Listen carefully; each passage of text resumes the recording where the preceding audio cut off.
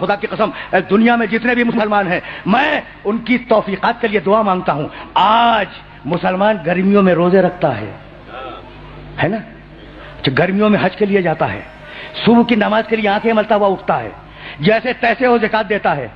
میں نے مسلمان سے پوچھا یہ نمازیں بس دیکھو میرے محمد کا مقام دیکھو اور مجھے اجازت دے دو, اب زیادہ زحمت سے سماعت نہیں دوں گا. یہ گرمیوں کے روزے. کہا کہ ہاں ہمیں جنت چاہیے. اچھا جنت چاہیے, گرمیوں کے روزے کیوں رکھ رہے ہو؟ کہا جنت کے لیے.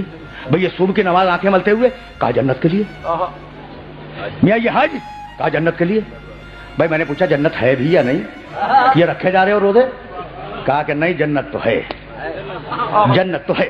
میں نے کہا بھائی دلیل؟ کہا سچے نبی نے کہا کہ جنت ہے, اور سچے نبی نے وعدہ کیا ہے کہ اگر نماز پڑھو گے جنت دوں گا, اگر روزہ رکھو گے جنت دوں گا, اگر حج کرو گے جنت دوں گا, اگر زکات ادا کرو گے جنت دوں گا. تو چونکہ سچے نبی نے کہہ دیا کہ جنت ہے اور نماز روزے حج زکات سے ملے گی, اس لیے ہم نماز بھی پڑھتے ہیں روزہ بھی رکھتے ہیں. تو سچے نبی کے وعدے پر مسلمان آج تک نمازیں پڑھ رہا ہے. اس سچے نبی نے پوری زندگی میں کل 2 ہی تو وعدے کیے, کل 2 ہی تو وعدے کیے. ذوالعشیرہ میں کہا جو میری مدد کرے گا اسے خلافت دوں گا, اور امت سے کہا جو عبادت کرے گا اسے جنت دوں گا. تو اگر پہلا ہی پورا نہ ہوا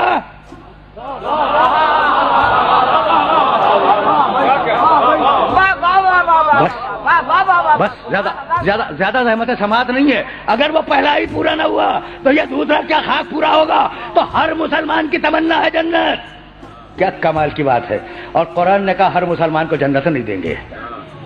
جاؤ اگر کوئی آیت مل جائے تو ہوں نا تمہارے ملک میں ہوں اور تمہارے شہر آتا جاتا رہتا ہوں, اگر آیت مل جائے تو مجھے دکھا دینا. پورے قرآن میں کہیں وعدہ نہیں ہے کہ ہم مسلمان کو جنت دیں گے,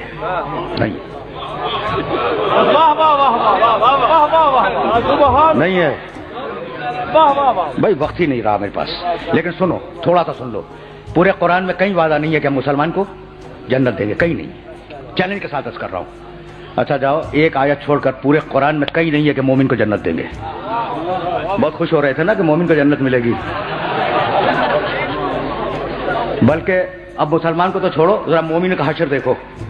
اگر سن لو گے نا تو میری آج کی محنت سوارت ہو جائے گی. اور مجھے جو پڑھنا تھا پڑھ چکا, اب تو یہ فکر دے رہا ہوں اس پہ غور کرتے رہنا. بڑا ڈانٹا ہے اللہ نے مومنوں کو, بڑا ڈانٹا ہے. سناؤں سورہ مائدہ کی ایک آیت سنتے جاؤ, 5واں سورہ. یا ایھا الذین آمنوا من یرتد منکم عن دینہ فسوف یأتی اللہ بقوم یحبهم ویحبونہ. اے مومنو اگر تم میں سے کوئی مرتد ہو جائے تو ہمیں پرواہ نہیں ہے. مرتد کے معنی بے دین ہونا. اللہ کہہ رہا ہے اے مومنو تم میں سے اگر کوئی مرتد ہو جائے تو ہمیں پرواہ نہیں ہے. تو ہوئے ہوں گے نا کچھ مرتد. کیسا ڈانٹا, کیسا ڈانٹا.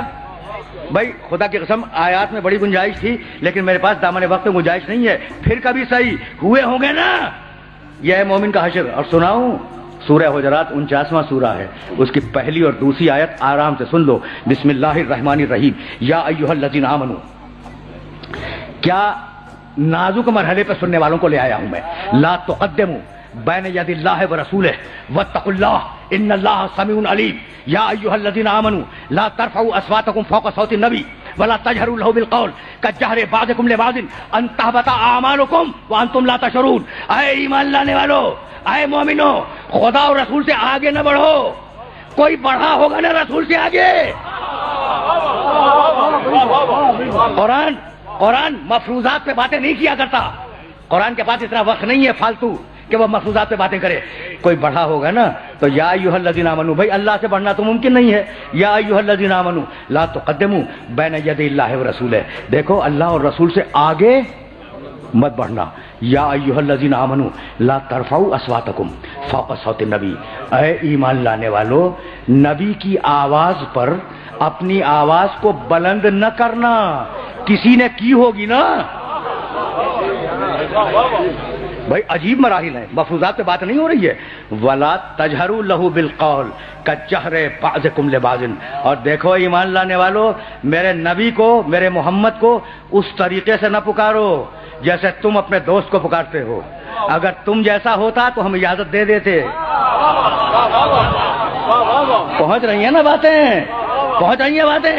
اچھا تو 3 ممانعت ہیں.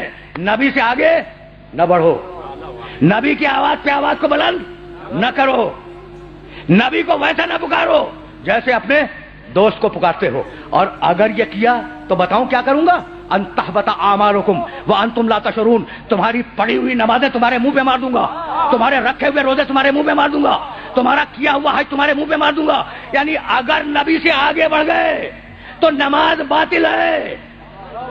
بھائی اس سے زیادہ وعدہ نہیں کر سکتا. اگر نبی سے آگے بڑھ کے نماز پڑھ لی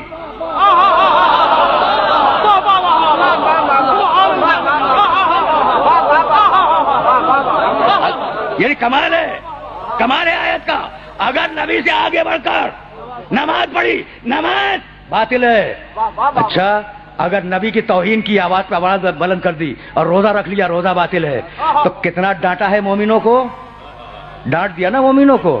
اچھا تو چیلنج کر رہا تھا میں کہ جنت مسلمان کی نہیں. اچھا ایک آیت چھوڑ رہا ہوں کبھی پھر صحیح. جنت مومنوں کی بھی نہیں، ڈانٹ رہا ہے مومنوں کو. اب کس کی بتاؤں؟ اعدت للمتقین.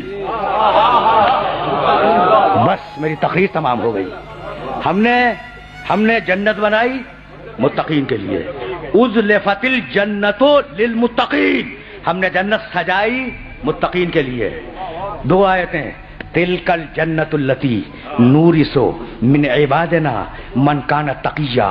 ہم یہ جنت وراثت میں دیں گے کسے؟ جو متقی ہوگا. تقریر آخری مرحلے میں داخل ہو گئی. بہت ہی پڑھا لکھا مجمع ہے، بہت پڑھا لکھا ہے. آیت پھر سننا، زیادہ وقت نہیں لوں گا. تلکل جنت التی نورث من عبادنا من کانا تقیا. یہ جنت ہم وراثت میں دیں گے، ملکیت میں نہیں دیں گے، وراثت میں دیں گے. بھائی وراثت اور ملکیت میں فرق کیا ہے؟ یہ تسبیح اگر میں نے خریدی میری ملکیت ہے، اور اگر باپ سے منتقل ہوئی وراثت ہے. مال تھا باپ کا، مجھے وراثت میں ملا. تو جنت تمہیں ملکیت میں نہیں ملے گی، وراثت میں ملے گی. تو ہے نا جنت کسی کی ملکیت جن کی وراثت تمہیں ملے گی.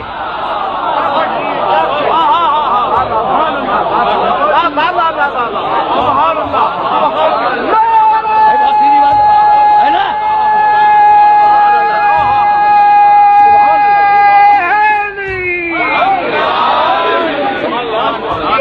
بھائی ہے نا کچھ مالکان جنت، ہے نا کچھ مالکان جنت جن کی وراثت میں تمہیں جنت ملے گی.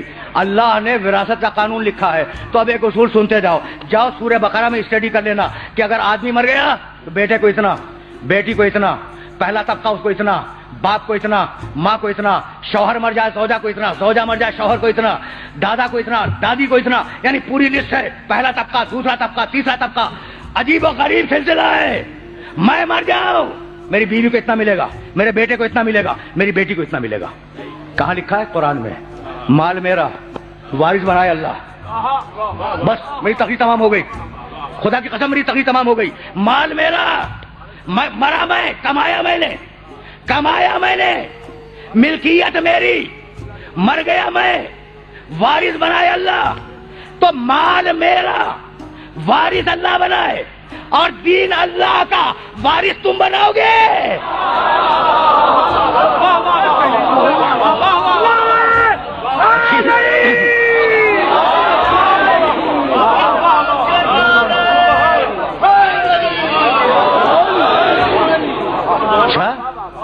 اچھا بس میری تقریر تمام ہو گئی، میری تقریر تمام ہو گئی. اب اس سے زیادہ زحمت سماعت نہیں ہے.